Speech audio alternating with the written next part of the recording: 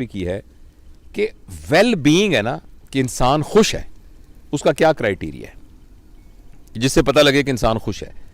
उसमें से एक क्राइटेरिया ये था कि इंसान की सेहत अच्छी होनी चाहिए। अगर इंसान की सेहत अच्छी ना हो तो वो वेल बीइंग क्या है, फ़र्ज़ करें उसको बहुत सारे पैसे हैं, उसकी बहुत बड़ी गाड़ी है, उसका बहुत बड़ा घर है, लेकिन अगर उसकी सेहत ठीक नहीं है। अच्छा, उन्होंने पूछा जी सेहत ठीक करने के बारे में बताएं। मैंने कहा जी उसमें से जो अहम है ना वो 4 बातें हैं। पहली बात यह कि आप खाना प्रॉपर खाएं, और दूसरी बात यह कि रोज़ाना एक्सरसाइज करें, और तीसरी बात जो थी कि प्रॉपर स्लीप होनी चाहिए, और जो चौथी बात जिसके बारे में मैं आपसे बात करने चला हूं वो है लेजर टाइम।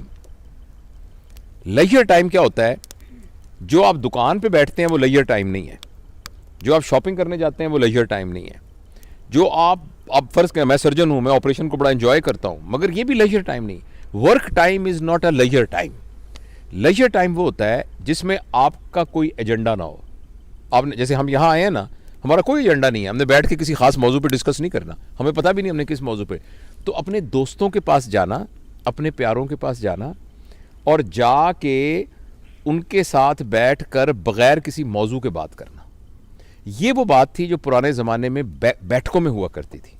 अगर आप किसी गाँव में जाएँ तो गाँव के अंदर एक जगह होती थी, चौपाल जिसे कहते थे, वहाँ चारपाइयाँ पड़ी होती थी, लोग आके वैसे ही बैठ जाते थे, हुक्का पी रहे हैं, गप्पे मार रहे हैं, और कोई पर्पज़ नहीं है, बस बैठे बत मारे। ये है लेजर टाइम। अनफॉर्चुनेटली पैसे की दौड़ में और वसाइल को ज़्यादा हासिल करने की दौड़ के अंदर हमारा प्रॉब्लम हो गया है कि हमारे पास लेजर टाइम नहीं है। और आपने ये चीज़ अगर देखनी हो ना तो वेस्ट में जाके देखें कि वहाँ इतनी कैलकुलेटेड लाइफ है कि एक महीना, मैं अभी इंग्लैंड जाना था तो मेरे एक दोस्त आए, तो मैंने कहा मैं आऊँगा, वो कहते बहुत मुझे खुशी होगी लेकिन मेहरबानी करके मुझे 2 महीने पहले बताना। अच्छा, हमारे गाँव में ये होता था कि जैसे पंजाबी में ना पैण ये कह के दरवाज़ा खोल के अंदर चले गए। पैण भी ज़ोर से इसलिए कहते थे कि अगर किसी ने पर्दा वर्दा ना किया हो, सर पे दुपट्टा नहीं है तो वो ले लो। और मुझे याद है मेरे वालिद साहब, वो हम मुल्तान में रहते थे, फिर इस्लामाबाद में भी, कि उनके दोस्त आते थे, रोज़ शाम को दोस्त आते थे और वो आके बैठक में बैठ जाते थे। मुझे कभी हम उनके घरों में जाते, मैं चूँकि अकेला माँ बाप का बेटा था तो अबू मुझे भी साथ ले जाते थे। वहाँ वो आराम से बैठे थे, गप्पे मारते थे, कहानियाँ सुनाते थे। वो लेजर टाइम जो है हमारी लाइफ में से निकल गया, और हमें कोई ना कोई इस बात का ज़रूर एहतमाम करना चाहिए। और मैं इस बात को अंडरस्टैंड करता हूँ कि ये रोज़ मुमकिन नहीं है क्योंकि आपके पास वर्क, लेकिन कम अज़ कम हफ्ते में 1 दिन, 15 दिन में 1 दिन। और दूसरा, हमारे माशरे में ना हॉलीडेज़ का रिवाज नहीं है। वेस्ट में आप देखिए, जो भी बंदा अपने वेल कहेगा, well I have my children are working, I have got my own house and I have a decent holidays. तो डिसेंट हॉलीडेज़ होना जो है ना वो एक क्राइटेरिया है वेल बीइंग का। लेकिन हम आजकल हम हमारे इस माशरे में ना हॉलीडेज़ का कॉन्सेप्ट नहीं है। हम हॉलीडेज़, तो हमें हॉलीडेज़ ज़रूर करनी चाहिए, और बड़ी हॉलीडेज़ नहीं कर सकती, छोटी हॉलीडेज़ करनी चाहिए जिसमें आप 4-5 घंटे के लिए दोस्तों के साथ बैठे हैं और गप्पे मारते हैं। इसके अलावा एक चीज़ जिसको हम निगलेक्ट करते हैं और जिसका नबी करीम सल्लल्लाहु अलैहि वसल्लम ने बड़ा कहा है, वो है सिला रहमी। सिला रहमी का मतलब होता है अपने रिश्तेदारों से ताल्लुक़। यानी गाँव में हमारे अजीज़ रिश्तेदार रहते हैं, शहर में रिश्ते, हमें कम अज़ कम 15 दिन बाद, महीने बाद उनके पास जाना चाहिए, उनसे मिलना चाहिए, उनकी खैर खबर लेनी चाहिए। तो मैं बस अपनी बात को ख़त्म करने से पहले एक छोटा सा आपको वाक़या सुनाता हूँ।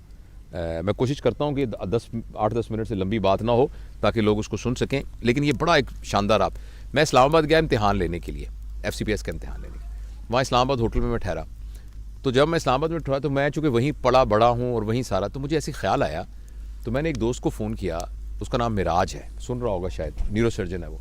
मैंने कहा यार माजे में आया हूँ इधर, तो किधर है तू? तो कहता तुम कहाँ ठहरे हो? मैं कहा मैं इधर हूँ जो इस्लामाबाद होटल में जिसका नाम हॉलीडे है।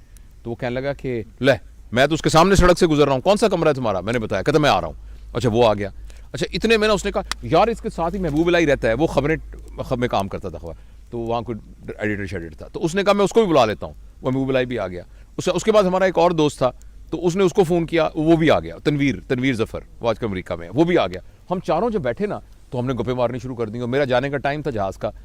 तो अचानक मुझे कहने लगा यार बिल्कुल साथ वाजिद है, ये सारे मेरे स्कूल के क्लास फेलोज थे, एक न्यूरो सर्जन है, एक जर्नलिस्ट है बहुत बड़ा, और जो तीसरा था तनवीर, वो फॉरेन अफेयर्स में काम करता है आजकल न्यूयॉर्क में।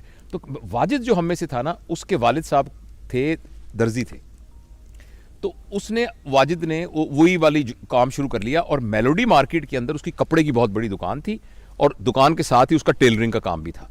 तो उसने कहा यार मैं वाजिद को पता लगेगा कि तुम आए हो जब, तो बड़ा खुश होगा, तो चलते हैं। तो मैंने कहा चलते। तो मैंने नीचे सामान चेकआउट होने के लिए मैंने कहा साथ ही वॉक करके चलते हैं।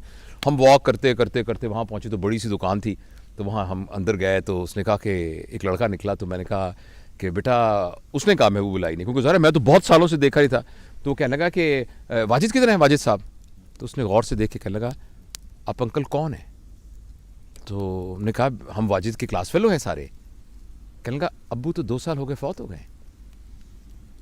एकदम मैं तो शौक में हो गया, और महबूब इलाही रोने लग गया, ऐसे करके रोने लग गया। उसने कहा यार तू तो यहाँ नहीं रहता, मैं तो यहाँ साथ के मोहल्ले में रहता हूँ, और मुझे पता भी नहीं मेरा क्लास फेलो 2 साल हो गए, फौत हो गया।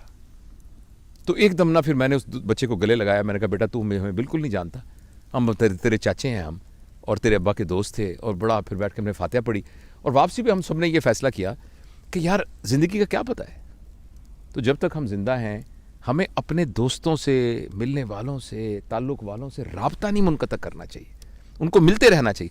कई लोगों से हम इसलिए नहीं मिलते कि उनसे हमारे ख्यालात नहीं मिलते, या जी उनसे फ़लानी लड़ाई हो गई थी, फ़लानी हमारी शादी में वो नहीं आया था, फ़लानी।